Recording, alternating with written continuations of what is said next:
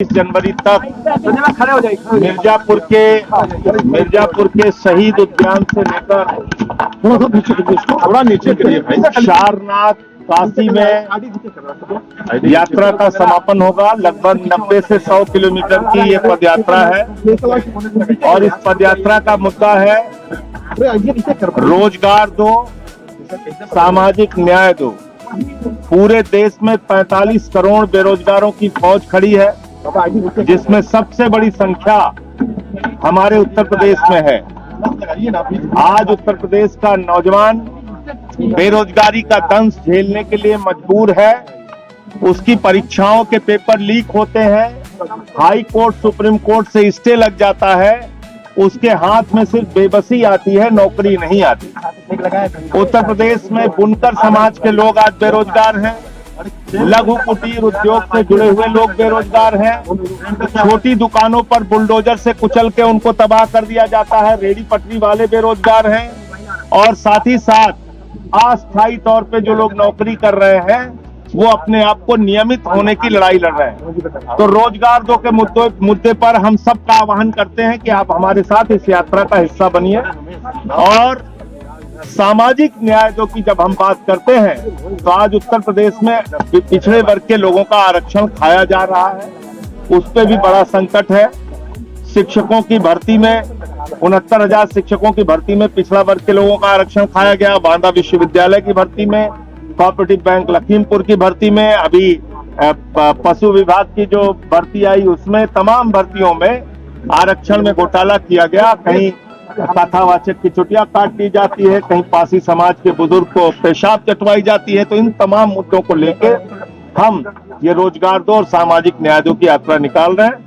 SIR का भी मुद्दा है, जो वोट गड़बड़ी हो रही है उसको भी हम। जो बांग्लादेश में फिर हिंदू को टारगेट किया गया है, आग लगाई गई है उसको। देखिए, अब तक 4 हिंदुओं की नृशंस हत्या बांग्लादेश में हुई है और वहां अत्याचार हो रहा है, जिसको कहा जाता है कि आतंक और अराजकता की पराकाष्ठा है। लेकिन बहुत अफसोस के साथ कहना पड़ रहा है कि भारत के प्रधानमंत्री इस पूरे मसले पर खामोश है और उनकी खामोशी की वजह जो है वो उनके मित्र का रोजगार है।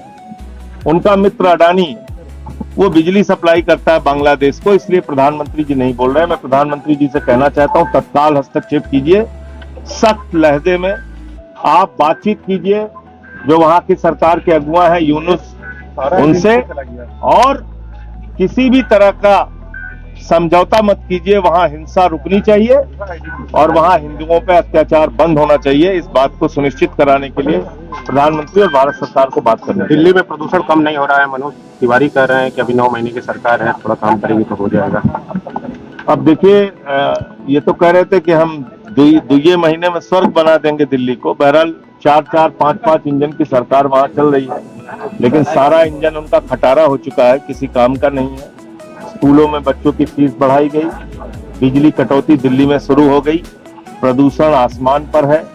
और हालत ये है कि आज दिल्ली का एक आदमी ये मानता है कि जो रेखा गुप्ता की और मोदी जी की सरकार है डबल इंजन की, वो पूरी तरीके से 4 इंजन बल्कि कह लीजिए, उसमें MCD भी है, LG साहब भी हैं, वो सबकी सब फेल सरकार हो चुकी है।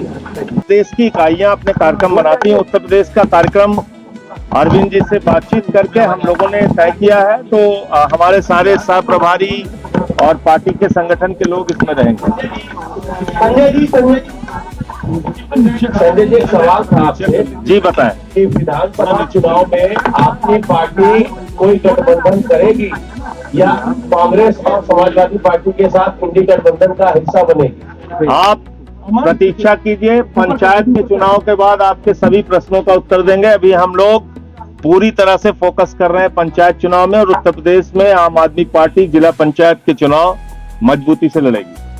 संजय जी, बात की जाए तो दिल्ली में बीजेपी सरकार के लिए केजरीवाल पे FIR दर्ज कराएंगे, इसको कैसे देखते हैं? इनके पास और कोई काम नहीं है। कभी संजय सिंह पे FIR कराएंगे, कभी केजरीवाल जी पे कराएंगे, कभी मनीष सिसोदिया पे कराएंगे, कभी सत्येंद्र जैन पे कराएंगे। करा ले FIR, करा के थक गए, जेल भेज के थक गए, आगे भी कराना चाहते हैं FIR, कराएं। उन्नाव रेपकांड की जो पीड़िता है उन्होंने भूषण पे भी आरोप लगाए। अब उसके बारे में क्या तथ्य है, क्या उनकी बातों के सबूत है, उसकी जांच होनी चाहिए। चलिए अब जितना हो गया निकले। चलो हो गया भाई।